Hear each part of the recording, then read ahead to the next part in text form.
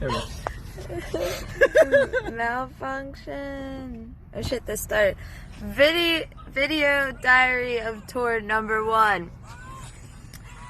Actually, It took us 3 tries to actually leave the house to go to Philly. We're off to a great start, right guys? We doing awesome! Right guys? Right buddy? Yay Philly! Woo! Tour video diary numero 2. I'm in a bar. Tattooed mama in Philly. 3 hours before my set. I'm drinking. This motherfucker. Super stoked. Not quite manic yet.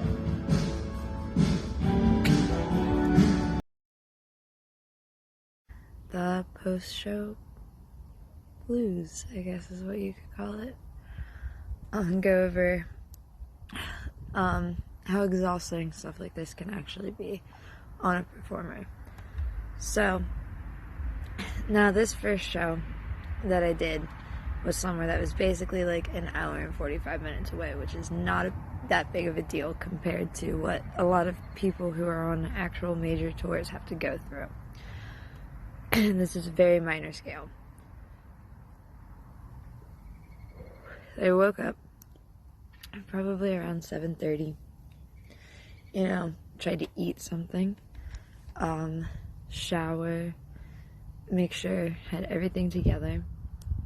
I left with 2 other people who were playing at the show, who was also one of my best friends and my boyfriend and my best friend's partner.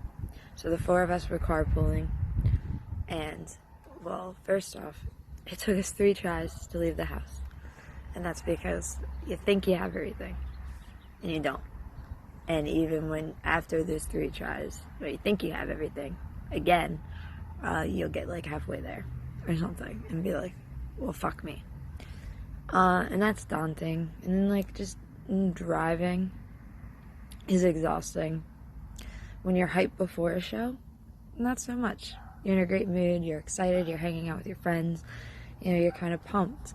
But a lot of performers also go through a pre-performance mania. It's a different headspace they have to get in. So it's like this, like hype, super like all over it and everything, and it's awesome. It's a great feeling because mania is a hell of a drug. But when you get to the city,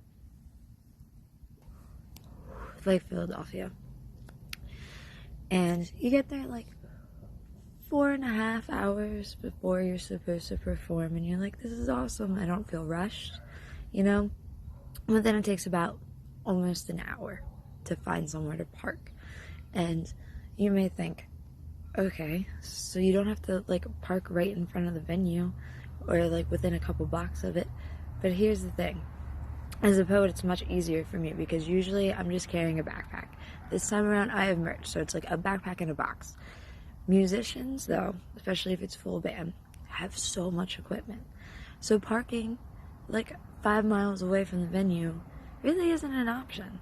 And then there's like, is it free to park here or is it not? Do you have to pay? Till what time? Because some places have like, oh, well, but after 5, you don't have to pay. And that's a hassle, especially because first off, Philadelphia, your street signs on like how pay works and everything is one of the most confusing things in the world. So then after that, like 40 minutes to an hour of trying to find a parking spot, and then you do, and then you have to walk 13 minutes to the venue to drop your stuff off, kind of wears you down a little bit. Not as excited anymore because, you know, that was stressful. So then you need to kind of try and pump yourself back up. But we're artists.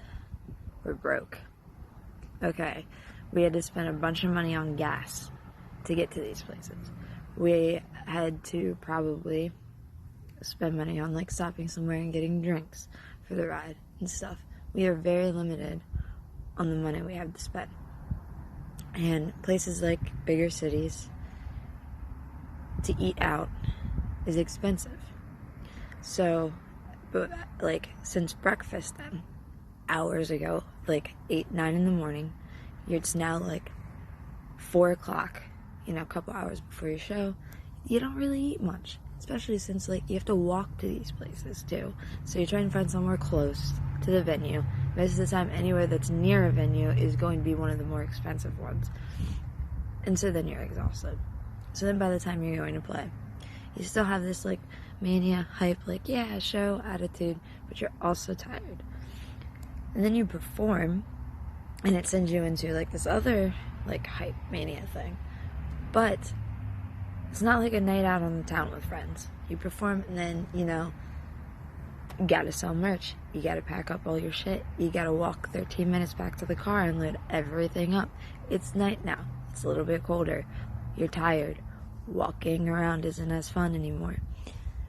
And then you have to drive another hour and 45 minutes, 2 hours, back home.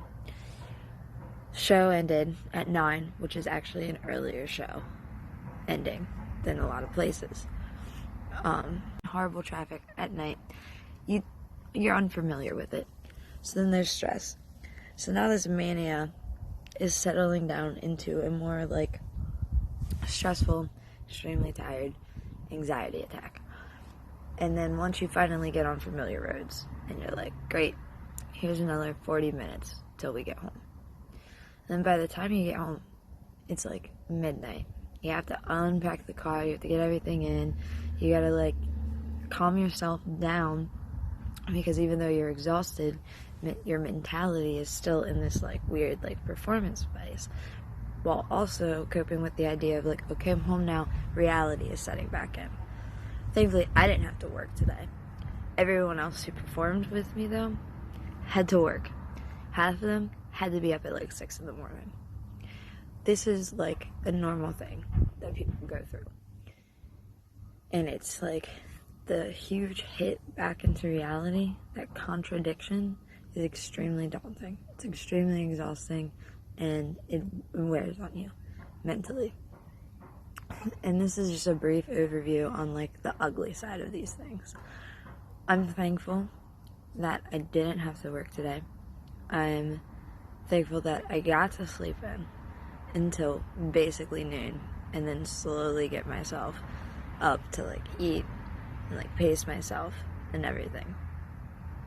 My boyfriend though, who was the opening act last minute, because we had a cancellation for the show, I had to be up at 5:30 in the morning so that he could leave my place, because that's where he crashed, to go drive 40 minutes away to his job, that he had to be there between 7 and 7:30.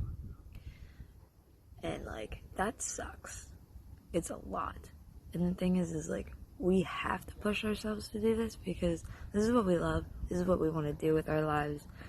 We need the support, and we don't always get the full amount of support that we need in order to be able to actually survive on this, to take off extra time from work to recuperate. And that contradiction, that going back and forth, the being totally exhausted for just like 2 hours of a show, everything that goes behind that, to then the next day I have to jump back into like, oh, got bills to pay, you know, back to the grind. Like, it's a lot. People don't think about that. Just a little something for you guys to kind of think on.